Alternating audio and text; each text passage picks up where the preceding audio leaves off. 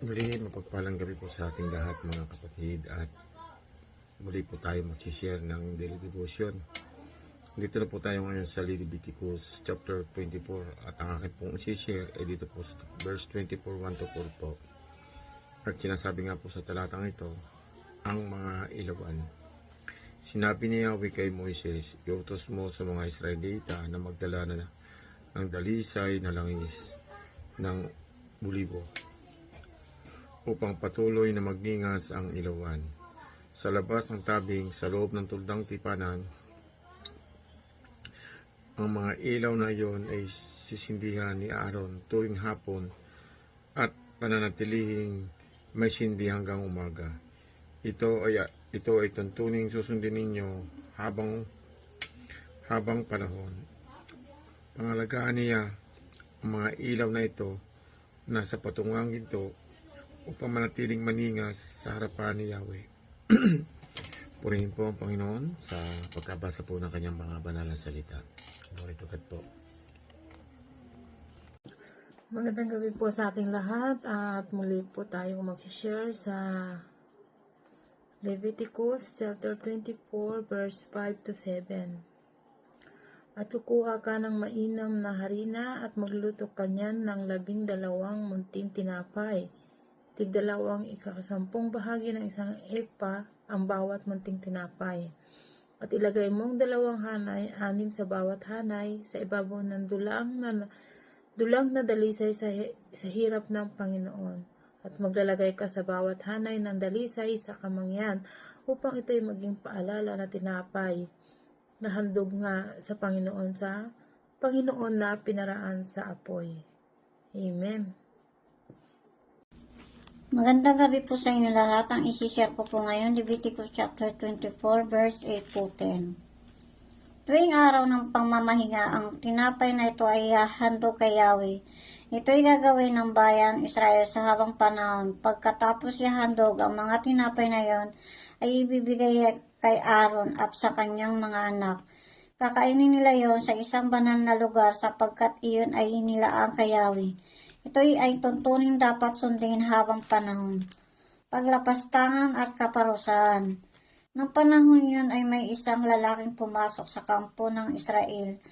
Ang ama niya ay isang Ehipsyo at ang Israelita naman ang kanyang ina, na ang pangalan Silumit, isa sa mga anak ni Debre at mula sa lipi ni Dan.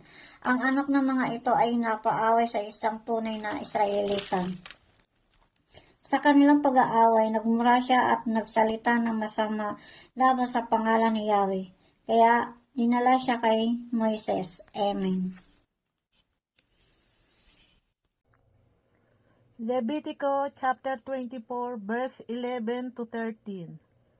At nilapastangan ng anak ng babaeng Israelita ang pangalan at nilait at siya'y kanilang dinala kay Moises at ang pangalan ng kanyang ina ay Selomit na anak ni Dribi sa lipi ni Dan. At siya'y kanila nilagay sa bilangguan hanggang sa ang hatol ay ipahayag sa kanila sa bibig ng Panginoon. At sinalita ng Panginoon kay Moises na sinabi, Amen. Amen. Magandang gabi po sa ating lahat.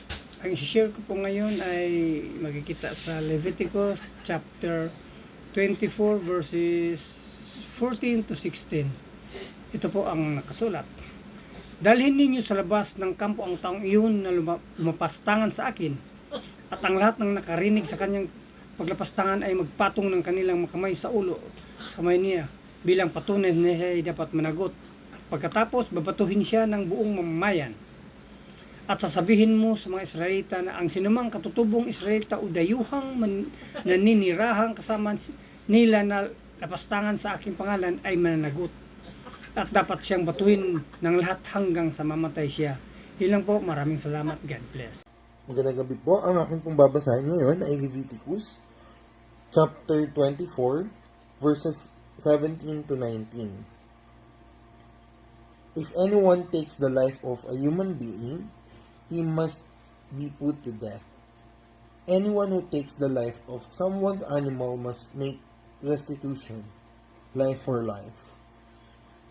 If anyone injures his neighbor, whatever he has done must be done to him.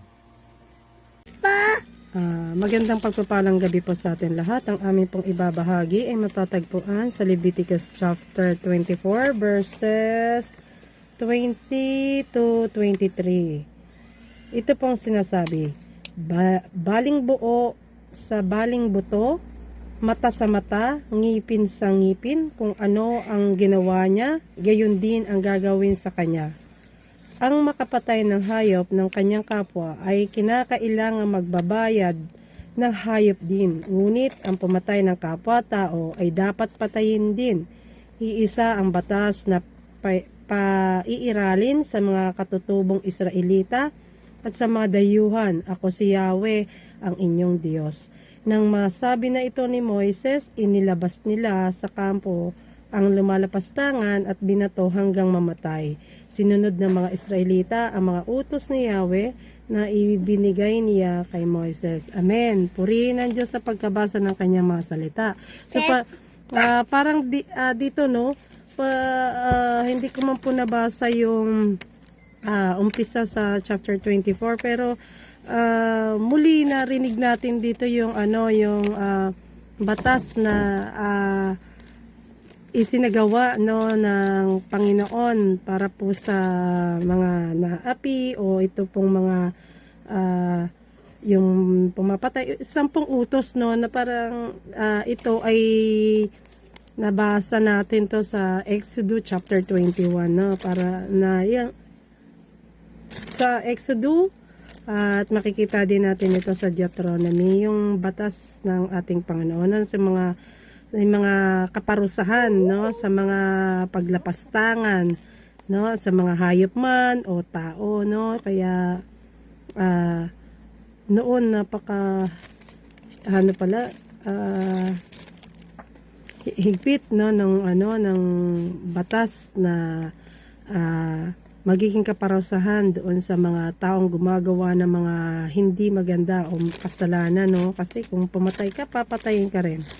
Kung ginamit mo yung ipin, ay ipin din ang gagamitin sa iyo, Ano man ang ginawa mo sa kapwa mo, sa madaling salita, kung ayaw mong mangyari ito, huwag mong gawin sa iba. Di po ba? Kaya ganun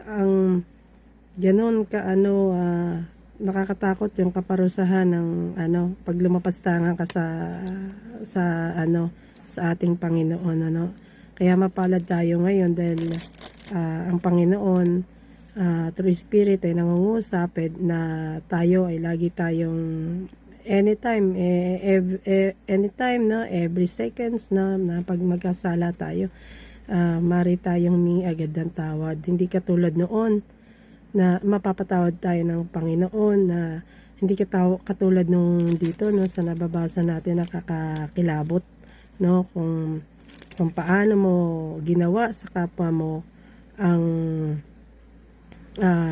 kung paano mo ginawa ng hindi maganda ang kapwa mo ng kasamaan, ganun din ang ibabayad mo, kaya patunay lamang na talagang napakabuti ng Diyos sa buhay po natin, talagang kasi sinasala mabuti ang mga tao nito kasi hinahanda ang gusto ng Panginoon ay maging dalang ating Panginoon ay holy, dapat sundin nila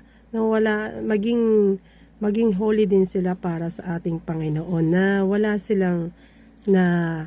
wala silang kapintasan, kasamaan na may iwan sa kanilang mga katawan. Kaya kailangan sundin nila yung mga alintuntunin dito, dahil kung hindi, merong karapatang